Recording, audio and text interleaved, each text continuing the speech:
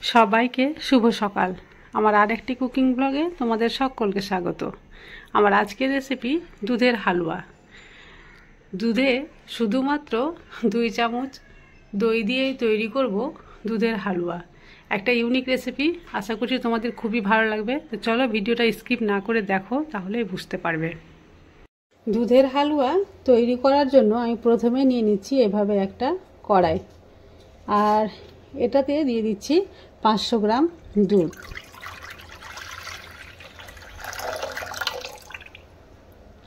আমি 500 গ্রাম দুধ দিয়েই করছি, তোমরা তোমাদের পছন্দ মতো বাড়িয়ে কমিয়ে নিতে পারো। এবার এই দুধটা জাল দিতে হবে, আর জাল দিয়ে প্রায় 250 মতো করে নিতে হবে। অন্যদিকে একটা ছোট্ট পাত্রে আমি নিয়ে নিচ্ছি কিছুটা কিশমিশ, আর এটা জল দিয়ে ভিজিয়ে রেখে দিচ্ছি।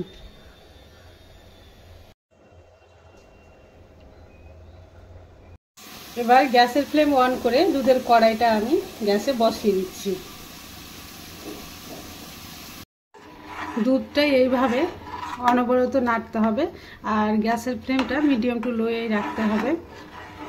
এভাবে নাড়তে নাড়তে দুধটা অনেকটাই জাল দিয়ে কমিয়ে দিতে হবে। এখানে আমি যেহেতু 500 গ্রাম দুধ নিয়েছি, তো দুধটা কমিয়ে 250 মতো করে নিতে হবে।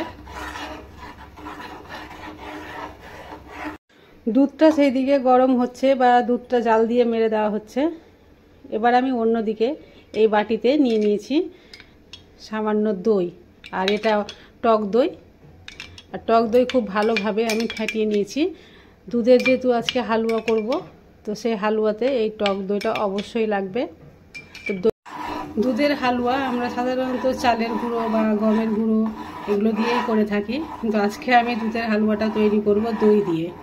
তো এই টক দই দিয়ে দুধের হালুয়াটা একেবারে একটা ইউনিক রেসিপি। তো তোমরা স্কিপ না করে দেখো, তাহলেই বুঝতে পারবে। আর খুবই সুন্দর লাগে খেতে, অবশ্যই একবার ট্রাই করবে। দুধটা নাড়তে নাড়তে আগের তুলনায় অনেকটাই ঘন হয়ে এসেছে, এই যে দেখে বুঝতেই পারছো। আর এর উপরে কোনো সময় সরটা জমতে দিতে হবে না, তাই সব সময় নাড়তেই হবে। সরটা জমে গেলে কিন্তু ঠিক হবে না। এইভাবে চারিধার থেকে একটু নেড়ে নিতে হবে। যে দেখো চারিদিকে একটু একটু করে সর জমে যাচ্ছে, আর একটুখানি এটা ঘন হলেই কিন্তু হয়ে যাবে। দুধটা কমে গিয়ে প্রায় অর্ধেক হয়ে এসেছে। এবার আমি এখানে দিয়ে দেবো 1 চামচের মতো দই, যে দইটা ফেটিয়ে রেখেছিলাম।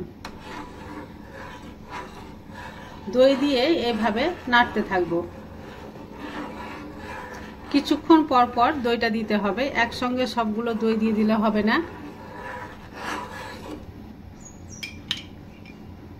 তারপরে আবার 1 চামচ দিয়ে দিচ্ছি। এইভাবে অল্প অল্প করে দেব, আর অল্প অল্প করে এইভাবে নাড়তে থাকবো। আর চারিধারটা তোমাদের দেখায়, এই যে দেখো জায়গা জায়গা গোটা গোটা হতে শুরু করে দিয়েছে। মানে আমাদের যে হালুয়া, সে হালুয়াটা রেডি হতে শুরু করেছে।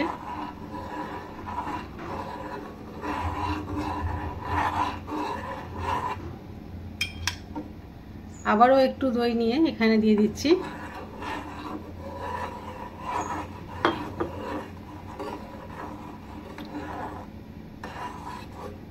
এবার দেখো এই যে এবারে নাড়তে নাড়তে যে জলটা রয়েছে, সেই জলটা সম্পূর্ণ শুকিয়ে নিতে হবে। যে কিশমিশ ভিজিয়ে রেখেছিলাম, সেই কিশমিশ এবার এর মধ্যে দিয়ে দিচ্ছি। আর এভাবে নাড়তেই হবে, আবারও নাড়তে নাড়তে সম্পূর্ণ জলটা শুকিয়ে দিতে হবে।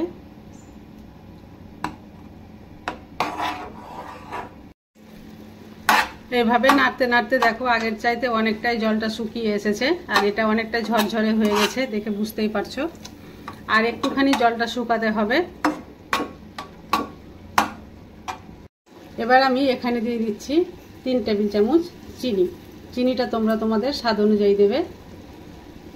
দিয়ে এভাবে নাড়তে নাড়তে আবারও কিন্তু একটু জল ছেড়ে দিবে, চিনি জল জল হয়ে যাবে। তো সেখানে ভয়ের কোনো কারণ নেই, আবারও চিনির জলটা শুকিয়ে নিতে হবে।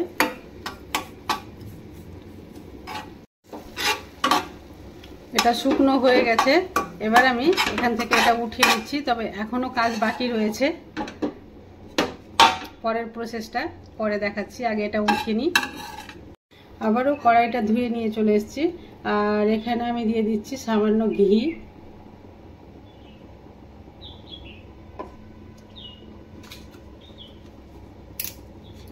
ঘিটা গরম হয়ে গেছে, এবার আমি দিয়ে দিচ্ছি একটা তেজপাতা, দুটো এলাচ, এবার দিয়ে দিচ্ছি 2-4টা চিনেবাদাম।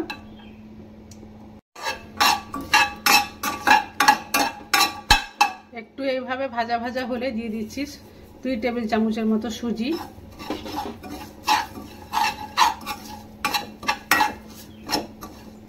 সুজিটা একটু ভালোভাবে ভেজে নিতে হবে, যাতে পুড়ে না যায়, সেই দিকেও লক্ষ্য রাখতে হবে। একটু লাল লাল ভাবে ভাজা। তাদের জন্য দিয়ে দিচ্ছি 1 চিমটি লবণ। সুজি থেকে খুব ভালো একটা সুগন্ধ বের হচ্ছে। এই পর্যায়ে আমি দিয়ে দেব সামান্য জল।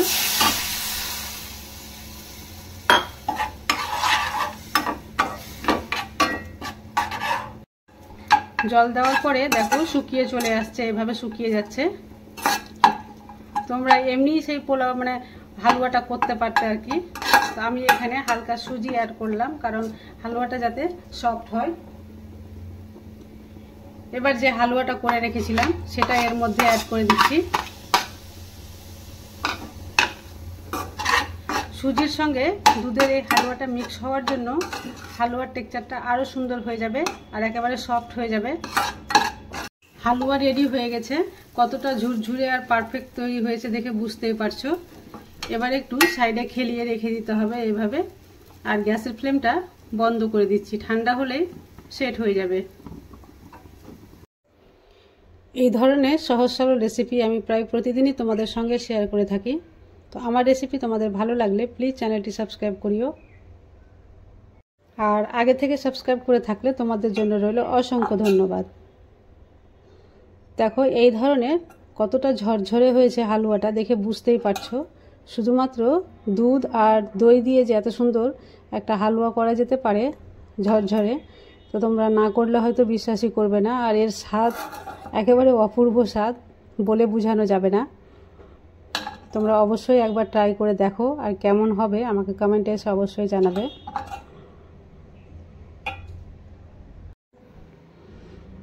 এই যে দেখো, নিশ্চয়ই তোমরা বুঝতে পেরেছো কতটা ঝরঝরে হয়েছে এই হালুয়াটা।